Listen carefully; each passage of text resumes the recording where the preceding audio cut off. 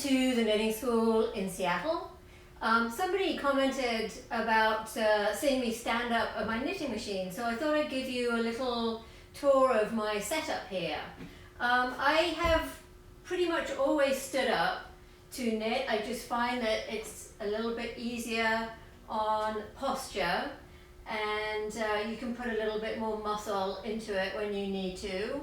I'm 5'2", and my bench is 36 inches tall here, and I find that that is a really good height for me to work at.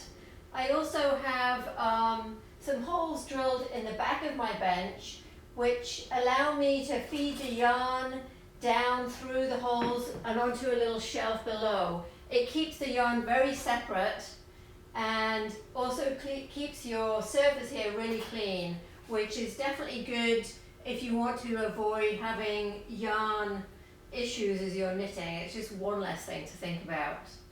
I have one of these pads on the floor if I'm doing like a huge pile of knitting.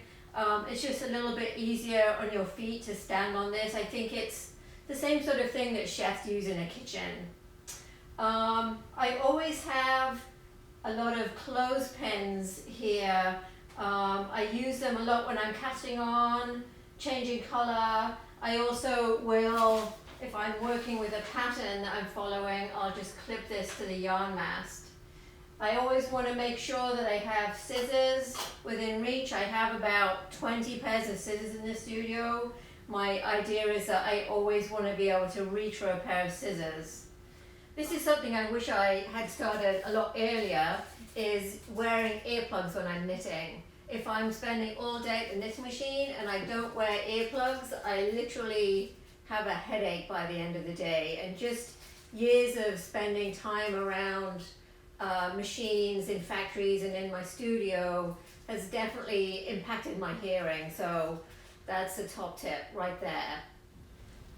I have a table in the middle of the studio. It's big enough to fit a machine on each end.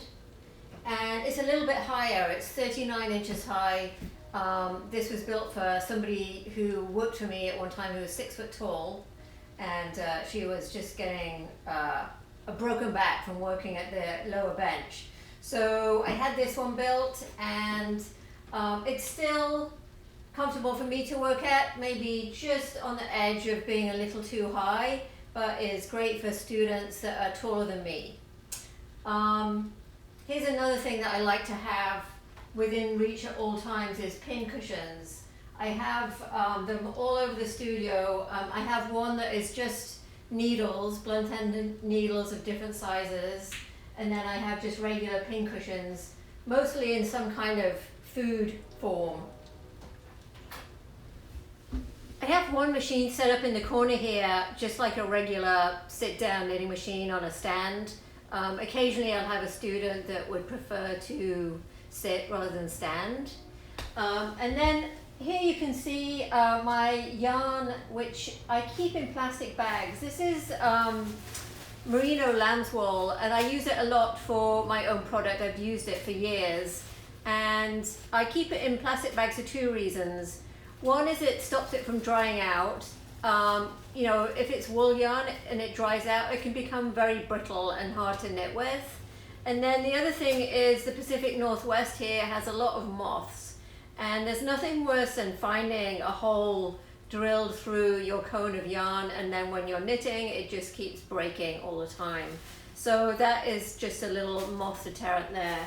I have some cedar planks down on the shelves, which occasionally I will take all the yarn off and spray cedar oil down there. As another moth deterrent. I don't really know how much it works, but this seems to do the trick anyway. If you do have some yarn which has been left out of a bag for a long time and you feel that it's dried out, one trick is to put it in a plastic bag with a damp cloth or damp kitchen towel overnight, and it will absorb some moisture back into it. You could also try blasting steam onto it with a steam iron. That can help too. I hope you enjoyed this short video of how I set things up in my studio. It may look like a mess. In fact, it is a mess. But actually, I do know where everything is most of the time. And that's the goal with setting up a studio, is just having what you want within reach at all times and not having to stop and go searching for things. When I'm teaching a class here, obviously it's a lot more tidied up than it is when I'm just working on my own.